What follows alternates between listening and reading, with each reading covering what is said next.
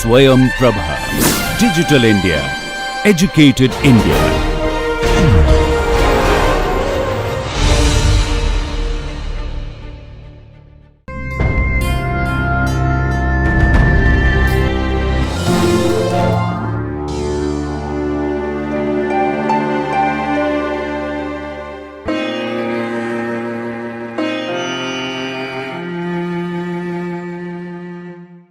Hi everyone, this is Mallika Pathak from Miranda House, University of Delhi, continuing with the course on gaseous state for the students of BSc Honours Chemistry and BSc with Chemistry.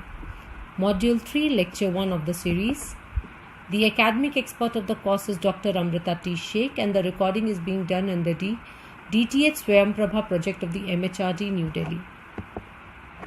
Now before we start with today's e-lecture, let's recall what we had done in the previous e-lecture. In the previous e-class, we talked about Andrew's experiment on carbon dioxide, how his PV isotherms were obtained, what do they look like. Then we also talked about the continuity of state and the PV isotherms of the van der Waals equation.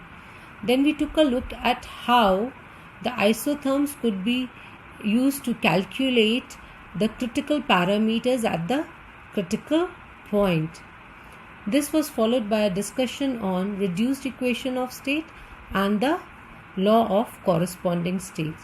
So with this we had wound up the last lecture.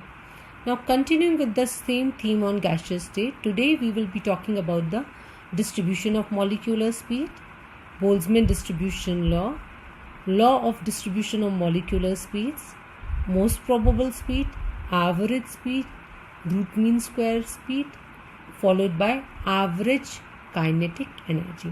So let's start today's lecture. Distribution of molecular speeds. The molecules of an air are not traveling at the same speed, even if the air is at a single temperature. Some of the molecules are moving extremely fast, some are moving with moderate speed, and some of the air molecules are not moving at all. Because of this, we can't ask questions like what is the speed of an air molecule in a gas, since a molecule in a gas could have any one of a huge number of possible speeds.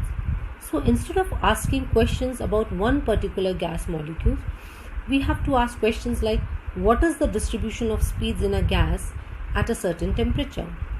In the mid to late 1800s, James Clerk Maxwell and Ludwig Boltzmann figured out the answer to this question. Their result is often referred to as Maxwell-Boltzmann distribution because it shows how the speed of the molecules are distributed for an ideal gas. The Maxwell-Boltzmann distribution is often represented with this graph. The y-axis of the Maxwell-Boltzmann distribution can be thought of as giving the number of molecules per unit speed, NV. So if the graph is higher in a given region, it means there are more molecules moving with those speeds. This is y-axis, number of molecules versus velocity. So this is the observed speed distribution of gas molecules in a thermal equilibrium. Here NV is called as the Maxwell-Boltzmann speed distribution function. So what is the Boltzmann distribution law? The motion of the molecules is extremely chaotic. Any individual molecule is colliding with others at an enormous rate. This is typically at the rate of billion times per second. So we need to define something called as number density, and this number density is also called as a distribution function. So it is defined so that NVEDE is the number of molecules per unit volume with the energy between E and E plus dE. So what does this number density have to do with the Boltzmann distribution law? Now please understand that the Maxwell-Boltzmann distribution law has its basis in statistical mechanics. So statistical mechanics was used to define the number density, and it is given as NVE is equal to N naught e to the power minus E by kT. Where what is capital E? It is the energy. What is small k? It is the Boltzmann constant. And what is capital T is the temperature in Kelvin. And this is known as the Boltzmann distribution law. And what does it state? It states that the probability of finding a molecule in a particular energy state varies exponentially as the negative of the energy divided by kT, where I am repeating k is the Boltzmann constant and T is the temperature in Kelvin. So your number density varies exponentially with respect to E by kT negatively. So what is the law of distribution of molecular speed? So the fundamental expression which was given by Maxwell is that the distribution of speed in n gas molecules is given as dnu 4 pi n into m upon 2 pi rt to the power of 3 by 2 exponential minus mu square upon 2 rt u square du, or it can also be written as dnu equal to 4 pi n small m upon 2 pi kt to the power of 3 by 2 exponential minus mu square upon 2 kt u square du. So what does it do? So this expression actually gives you the number of molecules dnu which have the speeds between u and u plus du, and this is expressed in terms of number of molecules n, molar mass m if we are talking about that. If I am talking about single gas molecule, so it is written as small m, and according to this expression the fraction dnu upon n of molecules having speeds between u and u plus du for a gas of molar mass m will depend only on temperature. I am repeating, according to this expression, what does it imply? That the fraction dnu upon n of molecules having speeds between u and u plus du will vary with temperature only. Thus, for a given temperature, this fraction will have a constant value. And which fraction am I talking about? I am talking about dnu upon n. So what is the consequence of the distribution of speeds? So we have already said that the molecules are colliding with each other. There is a chaotic movement. Each individual molecule has a different speed and you cannot pinpoint the speed of any given molecule. So you are in fact talking about an average speed. So because you are talking about the average speed, you are also talking about a concept which is called as average kinetic energy. And we know that the kinetic theory of gases had made an assumption which said that the average kinetic energy of a gas is constant for a given temperature. So let us see how is this a consequence of the distribution of speed. Now what is average kinetic? So average kinetic energy is the average of the kinetic energy of all the molecules. Now we've said all the molecules have different speeds, so it can have any number of molecules having any number of speeds, and you will just take the average of the speeds of each of the molecules and divide by the average of the speed of the molecules, or you take the sum of the speeds of the molecules divided by n. So you have average kinetic energy which is written as 1 by 2m into u1 square plus u2 square plus u3 square 2un square divided by n. I can also rewrite this as 1 by 2n m u1 square plus u2 square plus u3 square plus un square. So if I take this as a summation, then I can write it as 1 by 2n m and just the u bar square. This can also be written as 1 by n into 1 by 2m summation I dni ui square, or it can also be written as 1 by 2m summation I dni upon n ui square. So what is it actually telling you? So it is telling you that this fraction dni upon n, which have the speeds between ui and u plus ui, is constant at a given temperature. Therefore the whole expression will have a constant value, and therefore the kinetic energy will also have a constant value. So why has it happened? I am repeating. Why has it happened? Because each of the molecules have the different speeds. So when you take the average speed, then you also talk about the average kinetic energy. So you take the kinetic energy of each of the individual molecules, sum it and divide it by n, or you take the average of the kinetic energy of the molecules.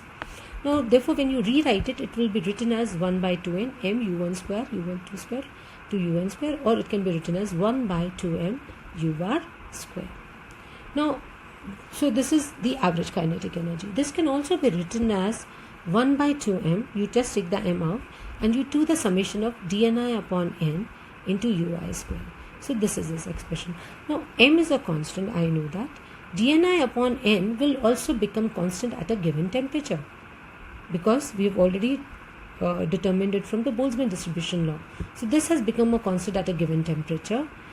Therefore, the whole right hand side will have a constant value, and therefore the average kinetic energy has a constant value at a given temperature. And thus it proves one of the major assumptions of the kinetic theory of gases. Let's look at the Maxwell-Boltzmann distribution plot for the xenon gas at two different temperatures, T1 and T2, where T2 is greater than T1. This graph is based on this equation which we have seen in the previous slide. So in this graph, on the y-axis you have 1 by n dnu by du, and on the x-axis you have u. Now there are two curves here, one at lower temperature, which is the blue one at higher temperature, which is the red one. The blue curve, which is at lower temperature, is narrower and taller. The red curve, which is at higher temperature, is broader and flatter. So let's discuss these two curves. So what you notice is that near the origin, this plot is parabolic in nature due to the u square factor, which is the dominant factor in this region. At higher values of speed, the exponential factor dominates. Therefore, there is a rapid falling down at higher values of speed. This exponential factor is known as the Boltzmann factor. So the consequence of these two contrasting factors, the u square and the exponential factor, is that there is a maxima in the plot.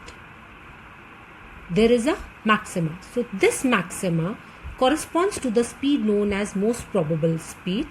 So for the lower temperature, this is the most probable speed. The peak corresponds to the most probable speed, and at higher temperature, this is the most probable speed. So the maxima in both the curves will correspond to the most probable speed. Let us try and interpret the Maxwell-Boltzmann distribution plot. Now we know that the Maxwell-Boltzmann distribution plot is between 1 by n dnu by du versus u. So what is the first thing that you notice? The first thing that you notice is that the probability of finding a molecule which is motionless at any instant is 0. Another thing that you notice here is that the plot depicts the fact that the chances of finding the molecules with low speed or with very high values of speed are very small. Another factor that you notice is majority of the molecules are those which have speeds around the most probable speed, that is the peak of the curve at any temperature. Now suppose I want to find out the probability of a molecule having speed between u1 and u2, then I just need to find out the area under the curve, that is the shaded portion, and you will get the probability. It must be emphasized here that the total area under the curve is always unity. Now what is most probable speed? It is the speed possessed by the maximum number of molecules of a gas at a given temperature, and this speed corresponds to the peak of the Maxwell-Boltzmann distribution function. Now you must remember that in this function you had u square and exponential minus mu square upon 2rt. Now because of the consequence of the contrasting behavior of the two factors, the product function had passed through a maxima at a speed. Now this maxima corresponded to the maximum fraction of molecules with the speed. So this expression of most probable speed can be derived mathematically by putting the condition of maxima where the first derivative with respect to the speed will be equal to 0. So now what was our equation? Our equation was 1 by n dnu by du is equal to 4 pi into m upon 2 pi rt to the power 3 by 2 exponential minus mu square upon 2 rt u square. So what do? We set the condition of maxima as 0. Now what is the condition of maxima? That the first derivative is equal to 0. So let's find out the first derivative with respect to u. So just differentiate this expression with respect to u. So d into 1 by n dnu by du by du. Now if I differentiate this expression, now we know that this is a constant factor, so that can be kept as a constant, and we just need to differentiate this part. Now this is an exponential into u square function, so this product has to be differentiated. So what do?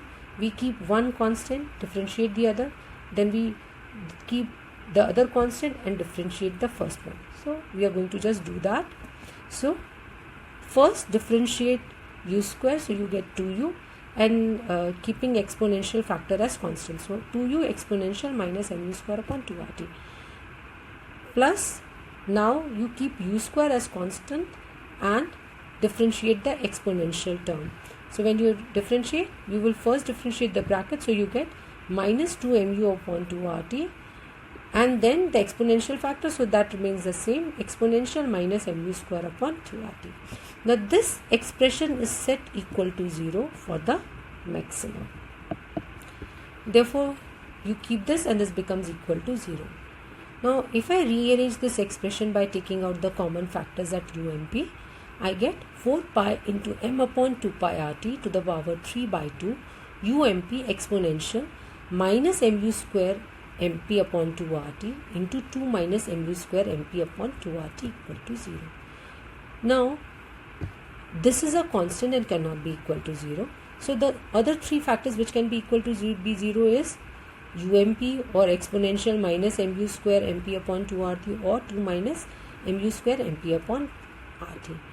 But UMP and exponential minus mu square upon 2 rt correspond to the minimum fraction of molecules having speed 0 and infinity. Therefore what are we left with? We are left with 2 minus mu square mp upon rt. So this is made equal to 0. So then we get the value of u square mp equal to 2 rt by m, and therefore UMP is equal to under root 2 rt by m, or which can be written as under root 2 kt by m, because you know that r by n is equal to Boltzmann constant. So UMP is equal to under root 2 rt by m or under root 2 kt by small m. Now what is the effect of temperature on the nature of the plot? So if we have a graph between 1 by n dnu by du versus u, and we have the plot of the xenon at different temperatures. So at 298 you have this, at 500 you have this, at 800 you have this, and at 1200 you have this. Now what is that you think that you notice? You notice that with the increase in temperature, the probability distribution function has broadened, and the peak of the plot has shifted to the right, because the most probable velocity is increasing with the increase in temperature, or in other words, the fraction of the molecules with the high speed range increases when you increase the temperature, whereas those with the low speed range decreases. Root mean square speed is defined as the square root of the mean of the square of the speeds possessed by the molecules of a gas at a given temperature. So this is written as under root u bar square, which is equal to under root of u1 square plus u2 square plus un square upon n, or it can be written as under root of 1 by n summation I ui square, or it is written as 1 by n 0 to infinity u square dnu to the power of 1 by 2. Now first we have to find out the value of the mean of the square of the speeds. Let us do that. So u bar square is equal to 1 by n 0 to infinity u square dnu. Now this expression can be then taken as square root of to get the value of root mean square speed. So first let's find out the value of mean square speed. So which is equal to 4 pi into m upon 2 pi rt to the power of 3 by 2 integrated within the limits 0 to infinity, an expression of u4 exponential minus mu square upon 2 rt into du. You remember you have an expression of u square exponential minus mu square upon 2 rt. Once you multiply it with u square, you will get an expression of u4. Now this expression actually looks like this integral. Integral 0 to infinity x to the power of 2n exponential minus ax square dx, which is equal to 1 into 3 into 5 to 2n minus 1 upon 2 to the power of n plus 1 a to the power of n into pi by a to the power of 1 by 2, where n is an even integer. So when you take n is equal to 2 and a is equal to m upon 2 rt, you will get this expression: u bar square is equal to 4 pi into m upon 2 pi rt to the power of 3 by 2 into 1 into 3 upon 2 to the power of 2 to plus 1 into m upon 2 rt whole square into pi upon m upon 2 rt to the power of 1 by 2. This expression, when you solve, you will get 4 pi into m upon 2 pi rt to the power of 3 by 2 into 3 by 8 into 4 r square t square upon m square into 2 pi rt upon m to the power of 1 by 2. So once you solve this expression completely, you will actually get 3 rt by m. Now this 3 rt by m is actually equal to u bar square. You still have to take the square root of this to get the root mean square speed. So root mean square speed is equal to under root of u bar square, which is equal to under root of 3 rt by m, which is equal to under root of 3 kt by m. So with this we have got the expression of root mean square speed. Now what we have done is we have found out the values of different kinds of speed. We have talked about the most probable speed, we have talked about the average speed, we have talked about the root mean square speed. Now let us compare them. Now most probable speed is actually equal to under root 2 rt by m, the average speed is equal to under root 8 rt by pi m, and the root mean square speed is equal to under root of u bar square, which is equal to under root of 3 rt by m. Now if I want to compare them, then we have to compare all these three with respect to at least one keeping constant. So what do? We take the ratio of URMS by U bar, and then we take the ratio of URMS by UMP. Then once you compare with the same quantity, then you have at least some kind of ratio. So URMS upon U bar, let us take. Now what is the expression for URMS? Under root 3 rt by m. And what is the expression for U bar? Under root 8 rt by m. Once you solve this, you get the ratio equal to 1.732 upon 1.596. Similarly, take the ratio of URMS upon UMP. So what is URMS? Under root 3 rt by m. What is UMP? Under root 2 rt by m. Once you solve this, you get an expression equal to under root 3 by 2, which is actually equal to 1.732 upon 1.414. So if I have to compare the URMS with U bar with UMP, you will get the expression that URMS, U bar and UMP are in the ratio of 1.732 to 1.596 to 1.414. It has to be understood that all these three speeds are directly proportional to the root of absolute temperature and are independent of the pressure of the gas. For better understanding, let's take a look at some numericals. The first numerical that we are taking is, for hydrogen gas, calculate the root mean square speed, the average speed and the most probable speed at 0 degree centigrade. Now, when you are doing these numericals, please remember to use SI units only, because the R that you will be using will be 8.314 joules per Kelvin per mole. So please make conversions of molar masses into kg per mole. Now we always talk about hydrogen molar mass as 2, oxygen 32, but please, those are in grams per mole. You must convert them into kg per mole. So here let's take the molar mass of hydrogen as 2 grams per mole, which when converted into kg per mole is equal to 2 into 10 to the power minus 3. Now temperature is given as 0 degree centigrade, so we convert it into Kelvin. So this is equal to 273 Kelvin. I have not taken 273.15 because it's a very large value here, so it won't make much of a difference. Now if I want to calculate the value of URMS, that is the root mean square speed, then it is equal to under root 3 rt by m. Now what is 3 rt by m? So 3 into 8.314 joules per Kelvin per mole into 273 Kelvin divided by molar mass 2 into 10 to the power minus 3 kg per mole and square root. So we get 1.84 into 10 to the power 3 meter per second. Similarly, you can get the value of U average, which is equal to under root 8 RT by pi m. Again, please remember you have to use R in the units of 8.314 joules per Kelvin per mole, temperature, and your molar mass is in kg per mole. So you will get this value. Similarly, you can calculate the value of most probable speed, which is equal to under root 2 RT by m. It is being overemphasized here that you have to convert your molar masses into kg per mole. Do not use them as gram per mole, otherwise you will get very wrong answers. Now, let's take a look at another numerical. Calculate the temperature at which the root mean square speed, the average speed, and the most probable speed of oxygen gas are all equal to 1500 meter per second. Now we know that the molar mass of oxygen is 32 grams per mole, but we have to convert it into kg per mole. So that is becoming 32 into 10 to the power minus 3 kg per mole. Now we have to calculate the temperature at which all of these three are equal to 1500.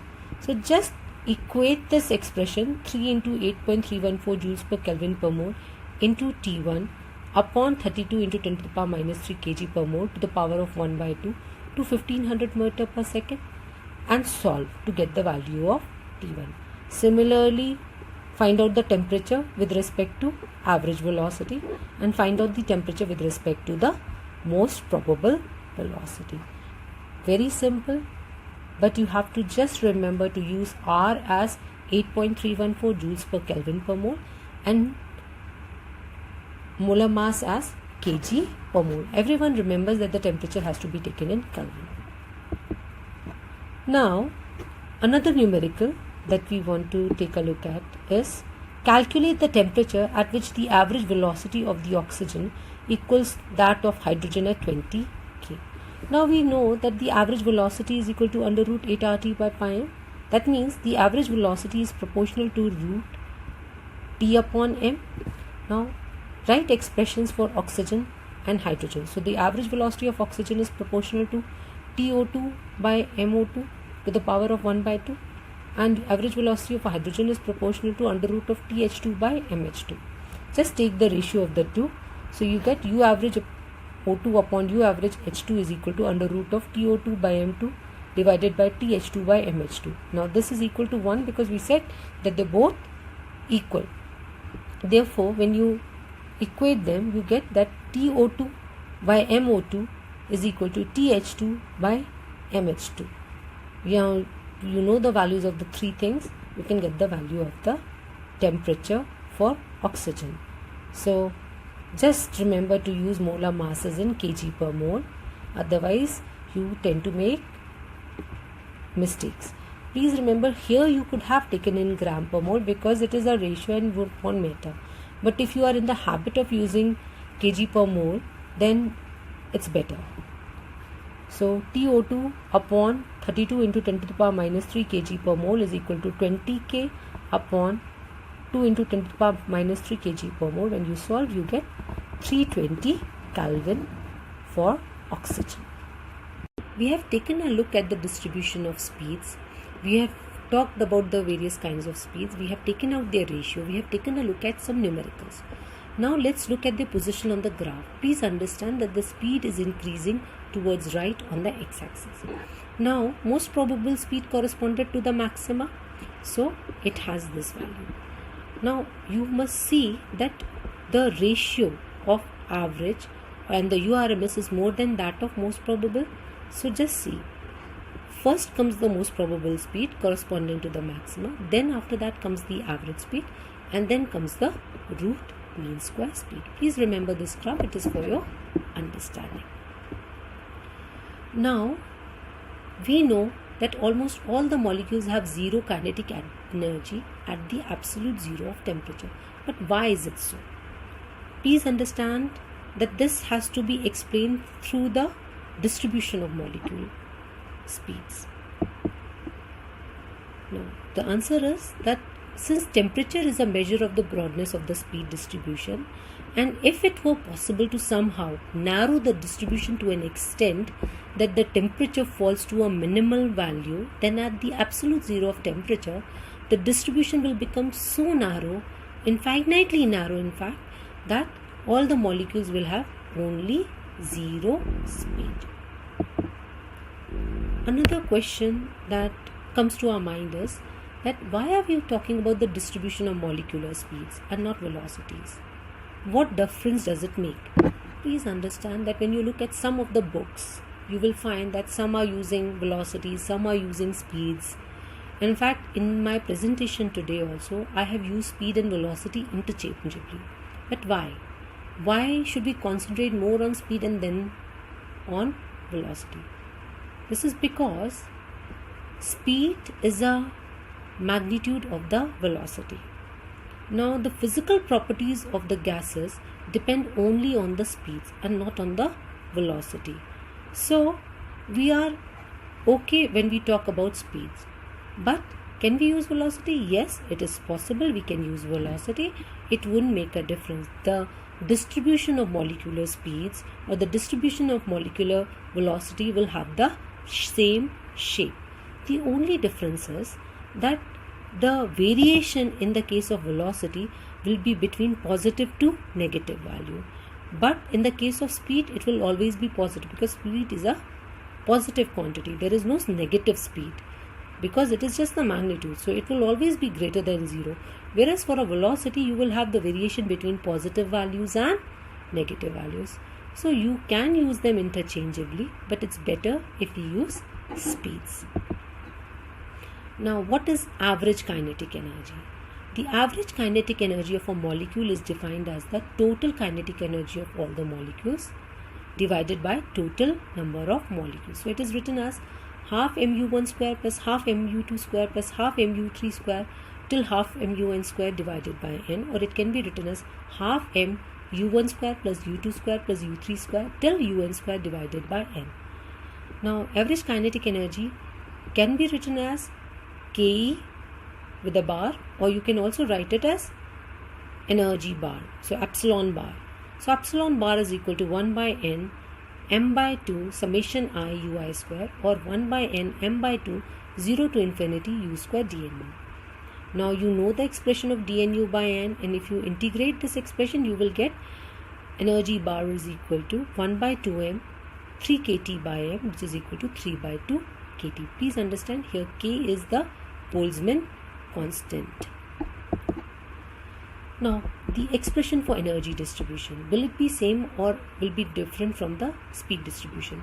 The Maxwell distribution of speeds can be converted into energy distribution by just substituting epsilon, which is equal to 1 by 2 mu square. So this gives u as 2 by m under root epsilon under root.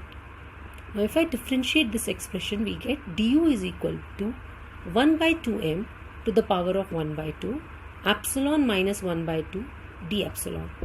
So the energy range corresponds to the speed range du, and so the number of particles dnu having speeds between u and u plus du corresponds to the number of particles dne or dn epsilon having energies between epsilon and epsilon plus d epsilon.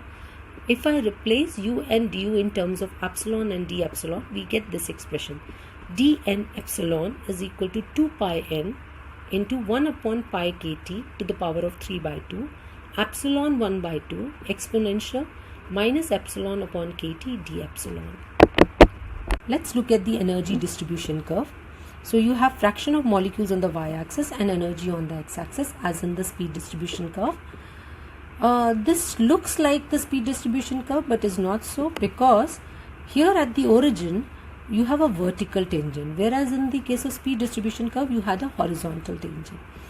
That after passing the maxima fell off very fast. This falls off a little slowly. So that is difference.